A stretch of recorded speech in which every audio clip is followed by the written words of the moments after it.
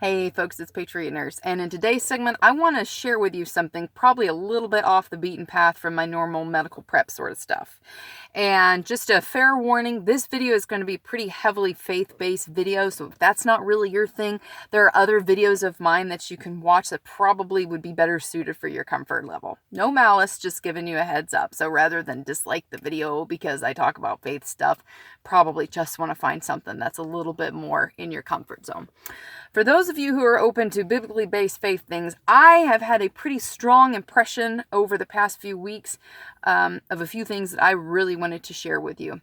And the reason why I'm sharing this with you is because I am aware that there are an awful lot of people who watch my videos who are in positions of authority, who are heads of different ministries, who operate in roles and jobs that are influencing large numbers of people, and I feel like I'm supposed to share this with you. So the word that has been pretty strong in my mind over the past few weeks is the word sifting. And I'm not going to presume to tell you what this means in your life, but I'm just going to share with you a few things. When we look at the word sifting and the process of sifting, sifting typically involves one set of matter put through a strainer or a sieve, and then after the process, two new sets of matter are yielded. One is the undesirable and the other is the desirable pieces and portions that need to be retained. Often we think of sifting dust to find gems, precious stones, things like that. For those of you who like to cook, you know that sifting flour is what we do to make cakes. I know I just betrayed my affinity for all things culinary. But one thing that has been pretty stark in my mind that I wanted to share with you is that the Lord may be using times in people's lives right now to sift between people, to sift people out of your life or in, as the case may be, people out of your life, associations out of your life. And there are a few reasons for this, okay?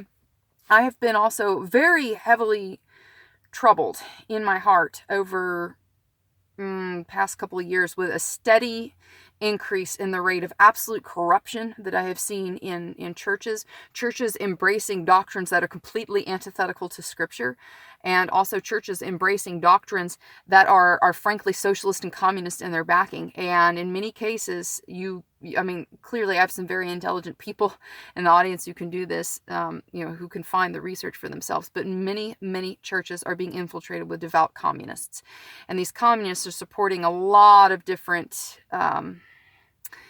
causes. I'm going to try and be as polite as I can, but they're supporting many different causes that are completely against Scripture. And so what I see is that people are being sifted right now from different organizations, people who want to be true to what they know to be absolute, immutable, immovable, scriptural fact. They're being sifted and separated from different organizations, and even people, in your life may be coming in and out, or maybe trying to get you to go along with things that are not true.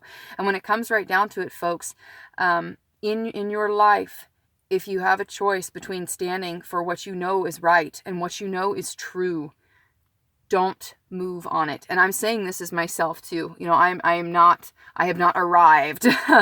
Patriot Nurse has not arrived on the spiritual quest by any means here. But if there is a group of people that are enticing you to go against what you know is true, do not follow them. If there are people in your lives who are trying to, woo you away and tell you things that in your gut, isn't true, and try and twist and manipulate facts to sell you a narrative, don't believe it. For those of you who are my Patreon followers, if you read this last month's newsletter, you're going to know exactly what I'm talking about.